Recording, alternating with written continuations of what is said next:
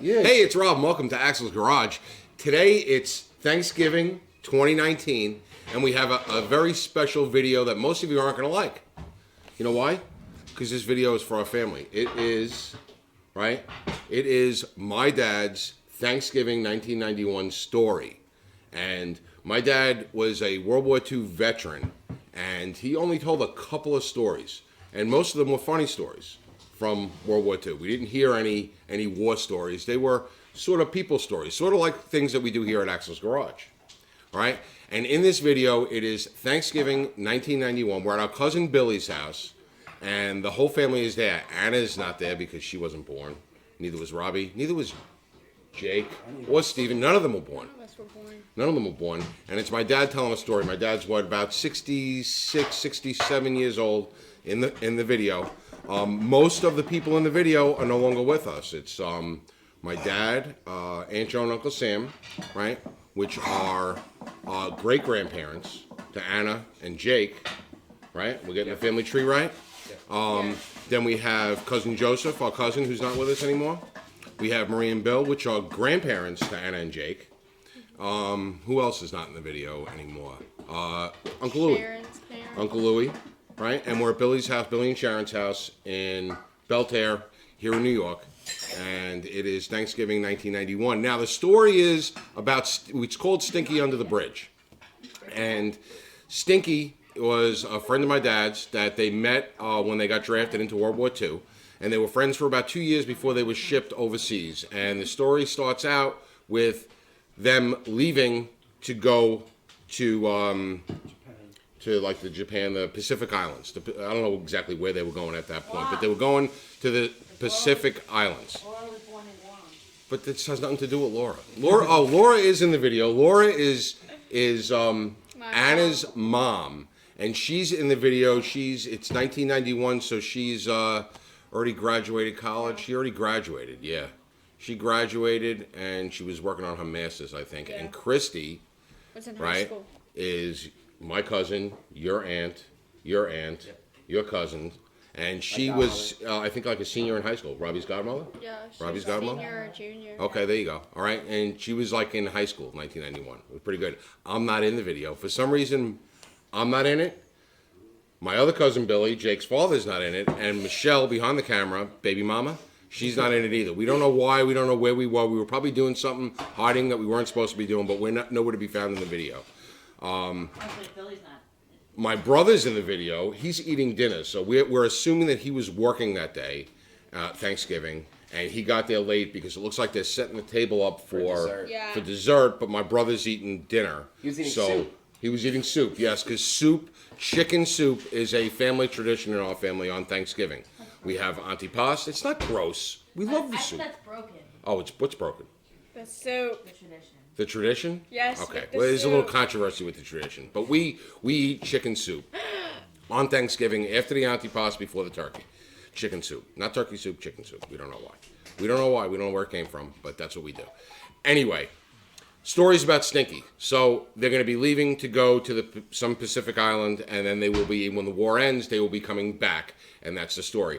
Part 2 of the story is about someone that my dad meets while he's over in the South Pacific, and this gentleman that he meets, he becomes lifelong best friends with, and that's the story. So that's about it. Enjoy the video, and from my family to yours, happy Thanksgiving. Happy Thanksgiving. That was nice. Every time you saw me, I had to tell him the story how we met. He's talking about Steve. All right, now tell him. You got to tell us. Really? Absolutely. Because Steven didn't remember when I started telling him. Wait, but you gotta let him think, because there's a before and after to this story. I mean, it starts like years. No, I could tell it in short form. All right. Yeah, Well, give us the full length form. This way it keeps your son quiet so he can eat. Okay, you just listen, Steve. You said 1,000 or less words? Okay, go ahead. I don't know about that. Go ahead. Well, the whole story starts when we got on a boat to go overseas. We left Oakland, California. We got on a boat to go overseas, and this Stinky, his name is Sam Moranto. He became friendly with me from Baltimore. As we're going overseas, we're going under the Golden Gate Bridge. As we're going over the Golden Gate Bridge, now we're all gawking and looking at the bridge and everything. They're nervous that And they the were going seagulls overseas. go past us because we throw them food. We throw pennies even, but yeah, the seagulls would catch them and you could see them going down there, you know? And how many guys were on the deck? There's thousands of people up there on the deck, you know? And as we're going under the bridge, a seagull takes a poop and right on Stinky. Boop. Right on the shoulder. And we all laughed and thought it was funny, you know? This is going overseas. So anyway, approximately 2.5 years later, we're coming home. We were supposed to go to Seattle, Washington. We were supposed to end up there, but overnight, we were in the fantail of the ship. And I said, this guy's going awfully fast. And the captain of the ship lived in Seattle, Washington. So he was trying to get home for Christmas. It was just around Christmas time. And I went up on deck. I said, this guy's going awful fast. Because you hear the screws going every time we come out of the water. Boom, boom, boom, boom, boom, boom, boom. I go up there and I look, he's going awful fast. So the guy just said, yeah, he wants to get home for the holidays. And he had his Jeep on top of the deck. And when he got there, they would take the Jeep off and he would run home. He's right. Anyway, I go to sleep in the morning and I wake up, I hear boom, boom, boom. The ship is crawling. That happened. We go up and they burnt out the berry. So they call the Coast Guard, the Coast Guard come and the cruiser comes, the light cruiser, they throw us a line and they tow us to San Francisco. Instead of going to Seattle, Washington, we went back to San Francisco. Well, I'm on a boat with Sammy again. Most of my friends left me, but Stinky was still with me. And Stinky, while we were overseas, he didn't get much mail. He might get my letters from Rosie, and I used to make him read the letters. And he got to know my whole family through the mail, you know? So Did he read Maurice too? everybody, he read everybody. But did he eat Marie the was spaghetti all we scribbling, sent? she was a baby, you know? And Marie, this is the short version. He got to know my family very well. And he told me, when you get married, he says, I want to be part of your wedding. You understand? Because he practically knew her from the mail. Matter of fact, Anyway, he fell in love with her. And I used to fight regularly. they towed us into San Francisco because it was closer than going to Seattle, Washington. Don't you think we're going under the Golden Gate Bridge now? I'm coming back with all seasoned veterans now. 3 years and 3 more years overseas. We're all quiet and everything, you know? We're coming under the bridge again, and where everybody's up on deck, it gets a nice clear day, and we're going, and I go, just as we're getting under the bridge, the seagull goes, boop, right on Stinky again. Again. He went Well, over and coming back. I got so excited. Good job to let us down. I wonder if it was the same bird. Yeah, I wondered too. I got so excited when I saw that, and I started screaming. I said, look what happened. We were going overseas, and I'm mumbling, you know, when we were going overseas, the seagull hit him, and now we're coming home 3 years later, and the seagull hit him He's again. trying to tell the others. And all the about it. people are looking at me. They don't know me. They say, this poor kid, he lasted 3 years. He's almost home. He didn't make it. Like, you know, he's going crazy. Going crazy. They're all looking at me as if I'm a nut, you know, because they don't know what I'm talking about. And that's the story. That's telling the story about my Capitana. But now I didn't know that the berries burned out. See, I learned something new every time you said I it. heard that part of I it. never heard He that. threw the berries I out. don't remember that. Otherwise, we would have went to Washington. And the seagull would have never hit him. Never hit him, right? Yeah. Tell them about Well, my Louis right. I Capitana. wonder if it was the same seagull. Anyway, It's Murray I was, You know what happened? He was in Brooklyn one day, the same seagull. Thank you, Marie. Thank you. Oh, well, I think it's funny. so what happened? Gina, listen to this.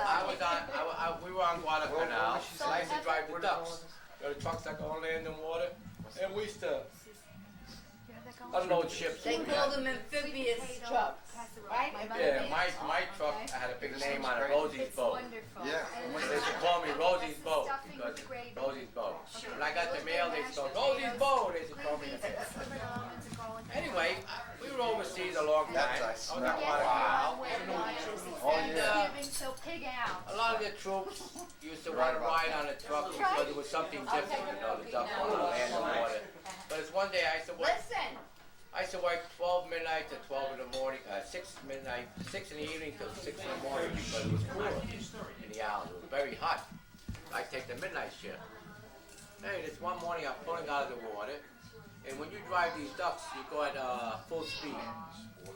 And these guys are all boatmen. They know that the transfer case used to get red hot. When we pull out of the water, I used to get online to save time. Instead of making us go to the dump with the truck, they'd have a hoist there to take the nets out of the truck and put it on a land truck and take it in. So I got online and wait. Meantime, I said, open up the hood to pull the motor off. It was red hot, red hot. You could put potatoes on it and everything. Yeah. So I'm pulling it off, and this guy jumps on the truck. I said, another questionnaire coming in. He goes, hot, huh? I go, yeah, it is hot. He's looking at me, he says, where you from? I tell him, New York. New York? He says, yeah. I said, where? Brooklyn. Brooklyn, huh? He said, yeah, where you from? He says, I'm from Pennsylvania. I said, yeah, where in Pennsylvania? He says, Pittston. He said, you know Pittston? I said, sure I know Pittston. I said, I was born there. Yo, he said, you're kidding me. I said, no, I was born there. He said, what's your name? I told him, Mirabile. Mirabile, he says, I know you. Who are you? I told him, Steve. I know you, he said. I look at him, I don't know. He's older than me. He's a lot older, like 10 years. I don't know, it was 10 years, Dad. I didn't know it was 10 years. I You were a kid, so what do you know? Yeah. Yeah. He was in his 30s already. I was Wow, he he's must have old. been, Yeah, he must have been in his 30s. He was Oh, old. it was ancient.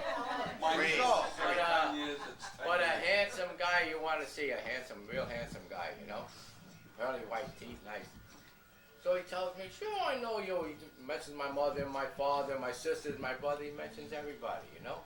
He really did? Yeah, yeah, he told me so. He's talking and everything. I told him, oh yeah. I told him, where are you? He says, well, he said, I just got in your outfit. I'm a mechanic, and they just got me out of the motor pool to work in your outfit. I said, oh yeah, that's nice. I told him, where are you? And he told me where he is. I said, all right, tonight I'll come and get you after supper. He says, okay. And we went back home. While we were in the tent talking, I had mostly New York guys in my tent. And this guy, John Price, come from Manhattan. He says, you know, today, he says, I want to pick up new men. He says, yeah? He says, yeah. He says, I met one of the nicest guys you want to meet, he says. You know? I said, no kidding, he said. Some of the, you know, he said, he brought a guy to the camp that was a nice guy, he said. Yeah, he's nice. Anytime I go get him, Mike Capitano. I go get this Mike Capitano and I bring him to the tent. I said, fellas, I want you to meet us. The guy that comes from my hometown, he looking there, my friend said, that's the guy I'm talking about. Oh yeah, I said, okay.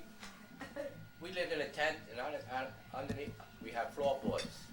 And underneath is dirt, but we put boards on, and the tent is over the boards and everything nice. I pick up a couple of loose boards, you know. I put my hand down there and I bring out bottles of beer. I tell him, have a beer. He says, oh, he says, I don't drink. Oh no, I says, I go inside, I take out a box of cigars. Have a cigar. He says, oh, I don't smoke.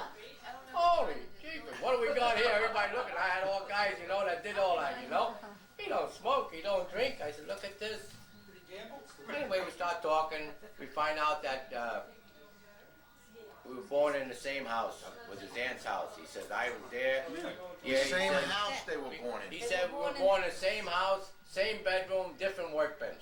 They didn't have doctors then. They had midwives. So he said they moved out. He says, and our family moved The in. other He side of said, the world, you know? you meet somebody like Yeah.